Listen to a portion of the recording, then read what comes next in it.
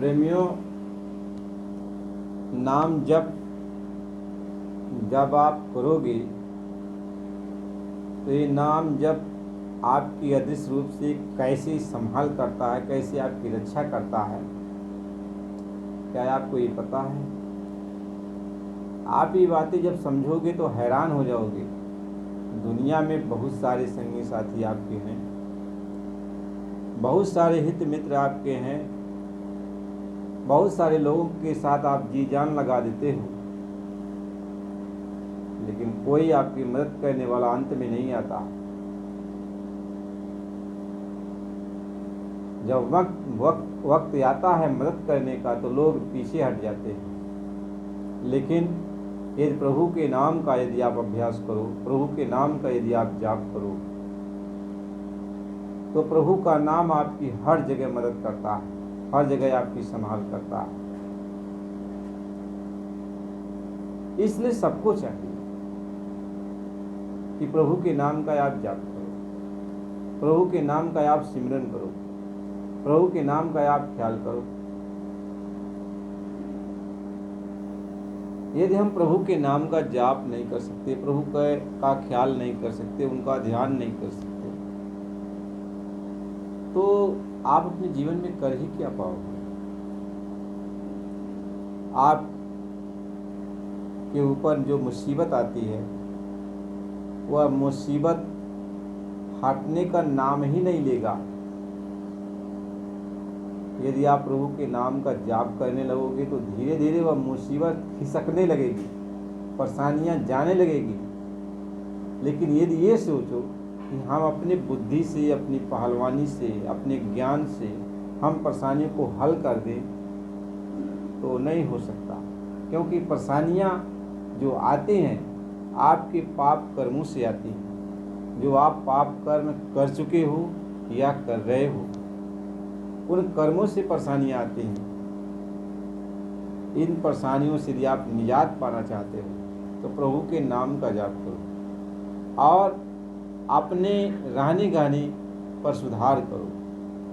आप विचार करो कि हमसे ऐसा कौन सा कर्म बना जिसके कारण हमारे ऊपर ये परेशानी आ रही है, ये हमें दिक्कत हो रही है। आपको ये भी विचार करना चाहिए, करना पड़ेगा। और दूसरी बात यह है कि प्रभु के नाम का जाप करना पड़ेगा।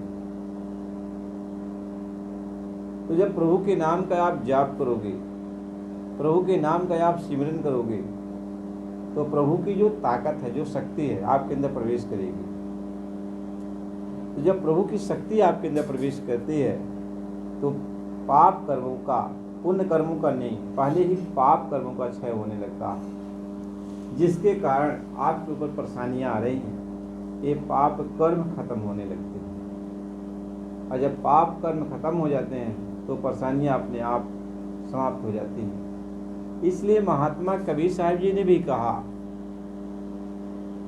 कि दुख में सुमिरन सब करे और सुख में करे न कोई। जो सुख में सुमिरन करे तो दुख काहे क्यों हो। यानी दुख मुसीबत आने पर प्रभु के नाम का सिमरन तो सब लोग करते हैं, और जब मन लगा के करते हैं, दिल लगा के करते हैं, बेबल होके करते हैं, तड़प के साथ करते हैं, प्रभु को याद करने लगते हैं, तो जो परेशानियां आई हैं वो भी टल जाती, धीरे धीरे निकल जाती हैं।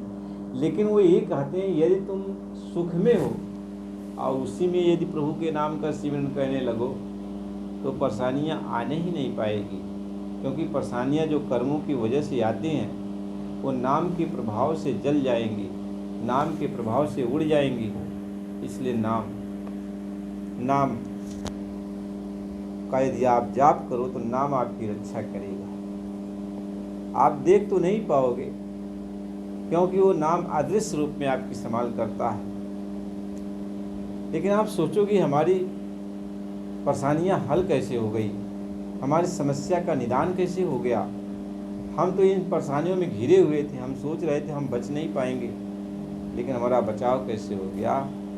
इसलिए महात्मा ये समझाते हैं कि आपको प्रभु के नाम का जाप करना चाहिए। एक घड़ी आधी घड़ी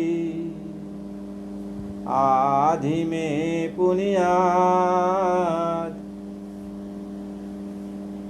और स्वामी संगत साधकी कटे कोटि अपराध। कई घंटे, आधे से आधे घंटे, यानी जितना समय आपको मिल जाए आप बैठ गए साधु महात्माओं की संगत में, प्रभु के नाम का सिमरन कर रहे हो, वहाँ कितने अपराध आपके खत्म हो जाते हैं। वही काम यदि आप घर में भी बैठ कर भी करते हो, 10 मिनट, 15 मिनट, आधे घंटे, जो भी समय आपको मिलता है, यदि दिल लगाकर प्रभु के नाम का जाप करते हो तो जल्दी असर कर जाता है। नहीं दिल लगा के करते हो, वैसे बैठ के करते हो तो भी वो असर करता है। क्यों? कहते हैं भाव कुभाव अनघे आलसहू और नाम जपत मंगल दिशि दसहूँ। यानी नाम जो आप जाप कर रहे हो वह आपके लिए मंगल ही करेगा। आज भाव नहीं बना है तो भी बिना भाव के बैठे हो तो भी आपके ऊपर वो कृपा कर रहा है। आज नहीं भाव बना, कल नहीं भाव बना, परसों नहीं भाव बना, 2-4 दिन नहीं भाव बना, तो एक दिन तो बन ही जाएगा। एक दिन तो बन जाएगा, भाव बन जाएगा। तो भाव से जपने लगो। अभी भाव नहीं बना है तो बिना भाव के जप रहे हो, फिर भी मालिक देखता है कि यह तो मेरे नाम का जाप तो शुरू किया, मेरे ऊपर भरोसा तो किया, जाने अनजाने मेरे नाम को तो ले रहा है। तो भगवान आपकी तरफ ध्यान देता है, प्रभु आपकी तरफ ध्यान देता है, आपकी मदद करने के लिए तैयार हो जाता है।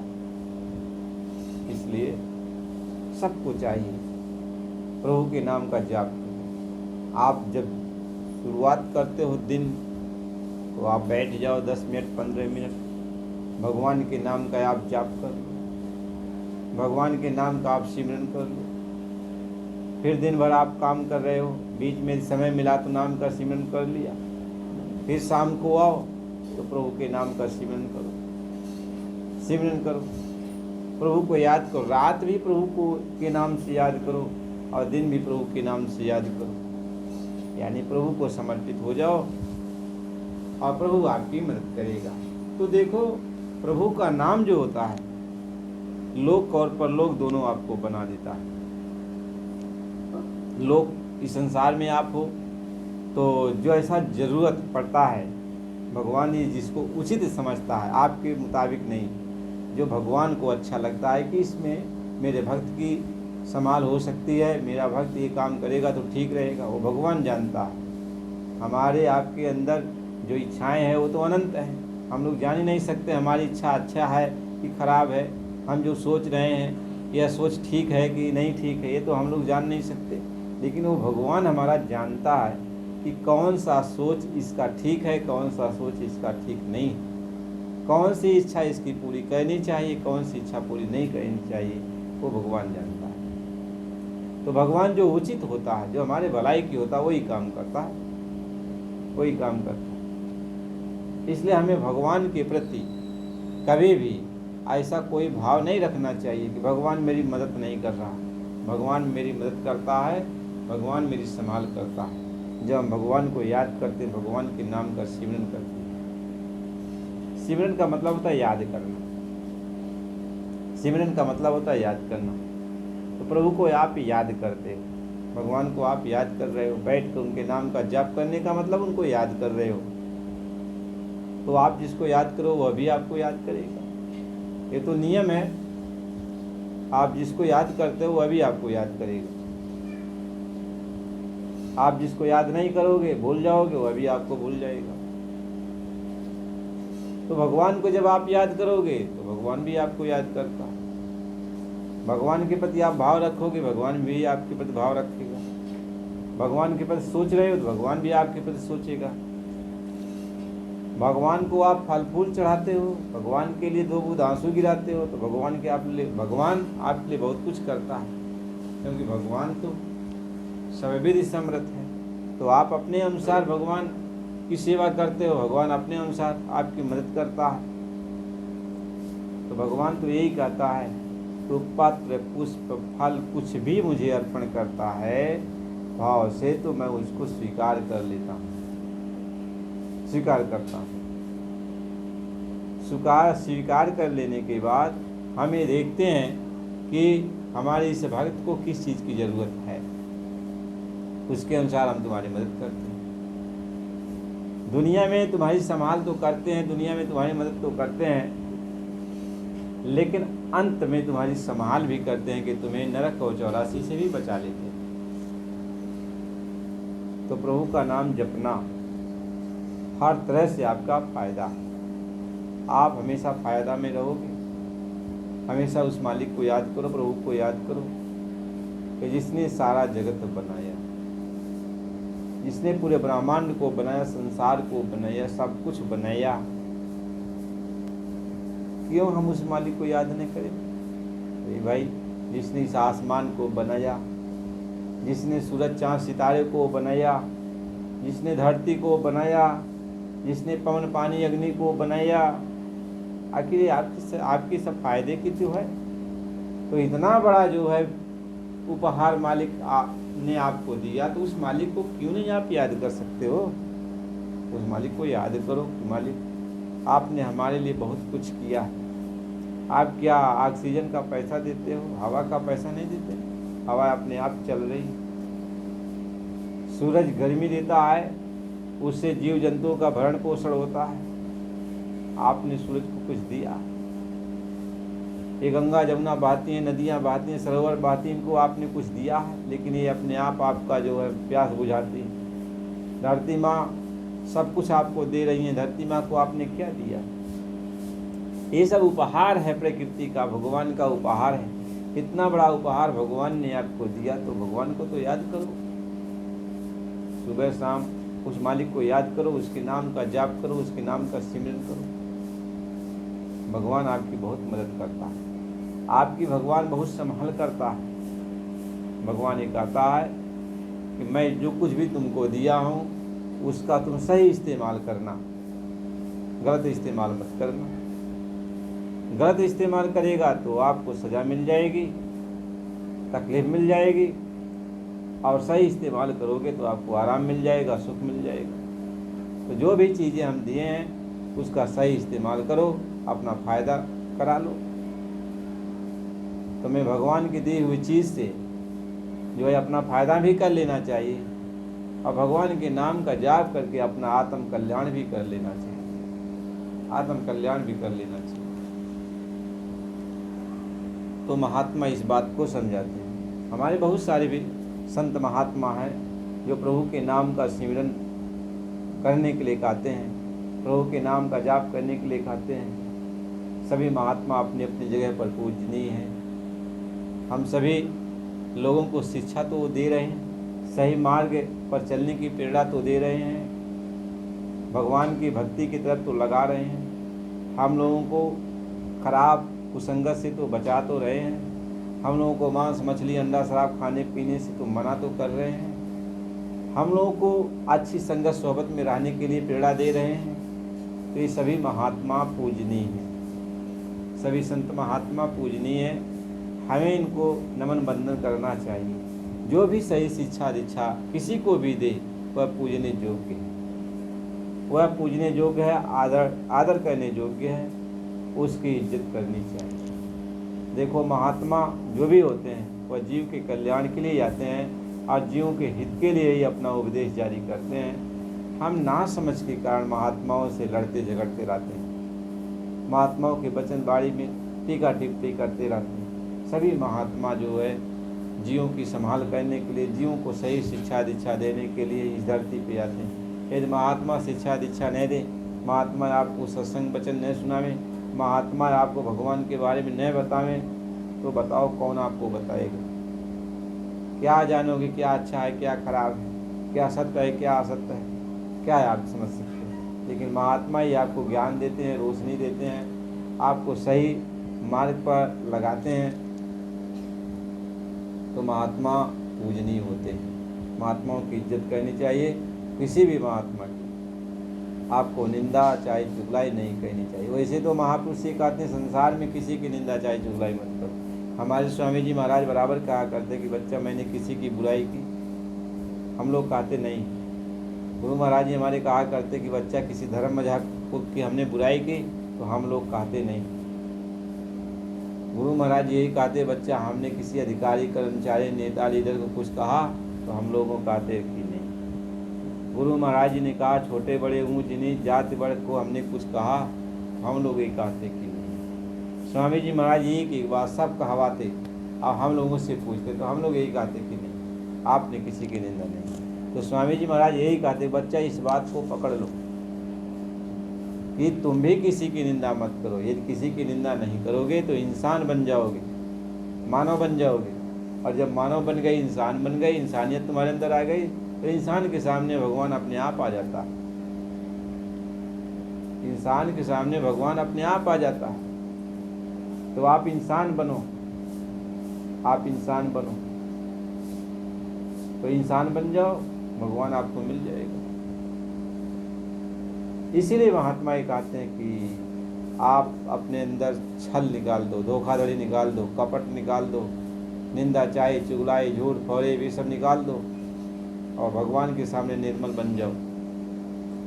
निर्मल जानते हो बच्चा, छोटा बच्चा जानते हो, सभी के घर बच्चे जन्म लेते हैं।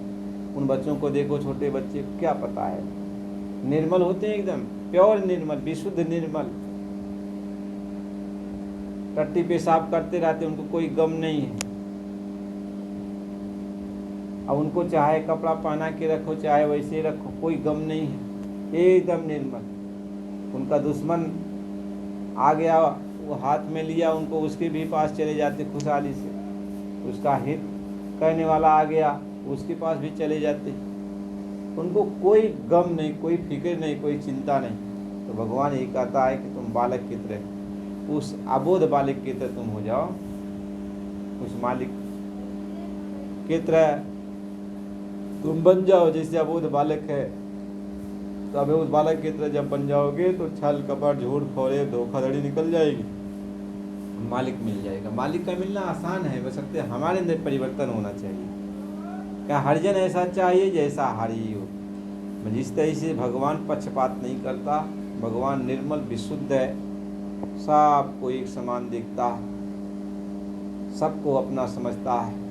इसी तरीके से भगवान ये भी कहते हैं कि आप भी निर्मल बन जाओ, छल कपट झूठ फौड़े धोखाधड़ी छोड़ दो। भगवान के सामने ये सोचो कि भगवान मेरे सामने है और हम भगवान से आप न छल करेंगे, न झूठ बोलेंगे, न धोखाधड़ी करेंगे, न और कुछ, जो भी भगवान कहता है उसको हम मान लेंगे। तो भगवान तो मानना पड़ेगा, किसी को तो भगवान के रूप में मानना ही पड़ेगा। यहाँ मानना ही पड़ता है। जैसे गुरु को भगवान लोग मान लेते हैं, तो जब गुरु को भगवान मान लिया कि गुरु मेरा भगवान का रूप है, तो गुरु की बात को मान के चलते हैं। बस गुरु महाराज जी को आप भगवान मान लिए तो भगवान मान लिए, तो भगवान के रूप में गुरु की पूजा कर रहे हो। तो जब भगवान के रूप में गुरु की पूजा कर रहे हो तो उसी गुरु के अंदर भगवान बैठ जाता है, उसी गुरु के अंदर भगवान बैठ जाता है और फिर आपको सही मार्ग मिल जाता है, सही शिक्षा दीक्षा मिल जाती है, सही रास्ते पर आप चल पड़ते हो। यहाँ विश्वास की चीज़ है। विश्वास के रूप में यदि आप इस कदम को आगे बढ़ाते हो तो भगवान कहीं दूर नहीं। कहे मुझको कहाँ ढूंढे बंदे, मैं तो तेरे पास में, खोजी हो तुरंत मिली हो पल की तलाश में। कहते हैं जिस तरीके से फूल के मध्य में ये सुगंधी होती है और जिस तरीके से पत्थर के अंदर अग्नि होती है, इतर में सुगंधी होती है, भगवान एक कहता उसी तरीके से मैं तेरे अंदर हर घट घट में मौजूद रहता हूँ। हम हर समय तुम्हारे पास रहता हूँ, हम तुमसे कहीं दूर नहीं, न तुम हमसे दूर हो, बशर्ते विश्वास और भरोसा होना चाहिए। जब विश्वास आ जाएगा, भरोसा हो जाएगा तो विवेक की आंखें खुल जाएंगी, और जब विवेक की आंखें खुल जाएंगी तो भगवान आपके पास दिखाई पड़ेगा। इसी को कहा न कहीं आना न कहीं जाना, न कहीं आना है न कहीं जाना। लेकिन ये चीज़ तो आपको करना पड़ता है न, कि भगवान के प्रति भरोसा करना पड़ेगा न। भगवान को अपनाना पड़ेगा न, भगवान को समझना पड़ेगा न। इसके लिए प्रक्रिया आपको करना है, बहुत सारी प्रक्रिया। उस लक्ष्य तक पहुंचने के लिए आपको नाम जप करना है, आपको ध्यान करना है, आपको भजन करना है। ये सारी अब जो चीज़ें बताई गई हैं, सारे साधन जो बताए गए हैं, ये साधन इसलिए बताए गए हैं कि जितने भी आवरण आपके ऊपर गंदगी के हैं ये उतर जाएं। जब आवरण उतर जाएंगे, गंदगियां उतर जाएंगी, तब आपके अंदर विवेक आएगा। तो जब विवेक दृष्टि आ गई, अंतर की दृष्टि आ गई, भगवान सामने आ गए। लेकिन ये कहो कि बिना कर्म, बिना गंदगी को उतारे हमारे अंदर विवेक आ जाए तो कैसे आ जाए, कैसे आ जाए? इसलिए साधन महात्माओं ने बताया, आप गुरु के पास जाओ, गुरु से मार्ग लो, रास्ता लो। जो नाम जप का भेद बताते हैं गुरु, आप नाम जप करो। ध्यान करने की विधि को बताते हैं, आप ध्यान करो। भजन करने की विधि को बताते हैं, आप भजन करो। सत्संग करने के लिए, सुनने के लिए आप कहते हैं, आप सत्संग सुनो। सेवा करने के लिए कहते हैं, आप सेवा करो। ये सारे साधन उस लक्ष्य को प्राप्त करने के लिए होते हैं। ये गुरु के मार्गदर्शन में जब आप ऐसा करोगे तब आप उस गति को प्राप्त कर पाओगे। अब ये सोचो कि नहीं, हमको लोगों ने समझा दिया, हम अपने अंदर विवेक पैदा कर लेंगे, हम अपने अंदर ज्ञान पैदा कर लेंगे और हम भगवान को पा जाएंगे अपने अंदर। कहीं ना कहीं आना है, ना कहीं जाना, भगवान मिल जाएगा। तो ऐसे बहुत लोगों ने किया, एक दो नहीं, इन सबका इतिहास बन गया, लेकिन भगवान को कोई पाया नहीं। भगवान को कोई नहीं पाया, भगवान के बारे में जान नहीं पाया। लेकिन भगवान को वो जान गया जो गुरु के पास चला गया। इसलिए कहा, गुरु बिना ज्ञान ध्यान ना हुई। गुरु के बिना ज्ञान ध्यान नहीं हो सकता। यानी जो जानकार है, जिसका विवेक हो चुका है, उसके पास आप जाओ। उसके पास आप जाओगे तो भगवान से मिलने की विधि वो बताएगा। आपके अंदर दिव्य दृष्टि जो है, आत्म दृष्टि जो है वो खोलेगा, आपके भ्रम जाल को वो तोड़ेगा। तो हमें गुरु के पास तो जाना पड़ेगा, हमें गुरु के पास जाना पड़ेगा। कोई गुरु न छोटा होता, न गुरु कोई बड़ा होता, बशर्ते गुरु जितना जान चुका है उतना शिष्य को जना देता है।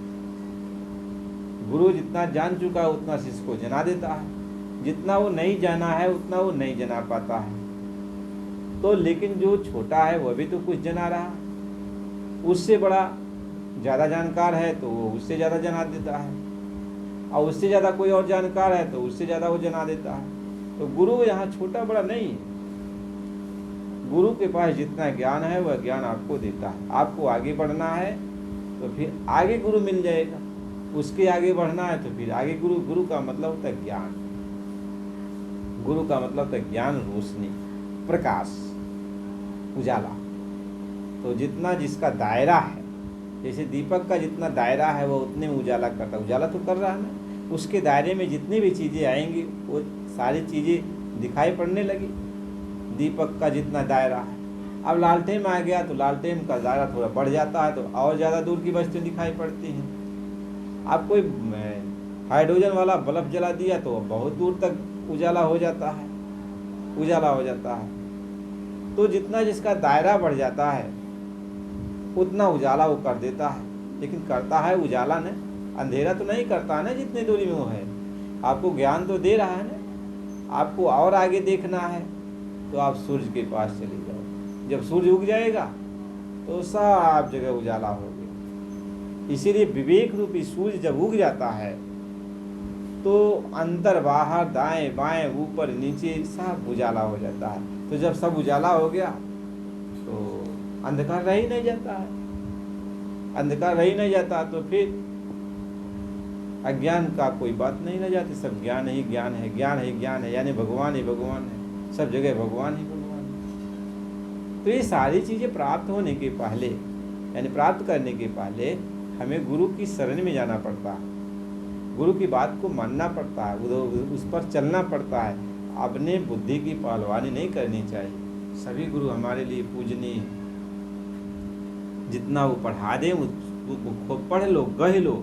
इसके बाद तुम्हारे अंदर खुद जो है आगे बढ़ने के लिए ज्ञान आएगा कि हमें और आगे बढ़ना है। यदि गुरु आगे की जानकारी रखता है तो आगे की भी बात बताएगा, यदि आगे की जानकारी नहीं रखता है तो वो खुद बता देगा कि आप थोड़ा आगे चले जाओ बच्चा, इतना ज्ञान तो हमारे पास था तो हमने दिया, अब इसके आगे का ज्ञान वहाँ मिल जाएगा, तो आप वहाँ चले जाओ, तो वहाँ भेज देगा, आप वहाँ चले जाओ।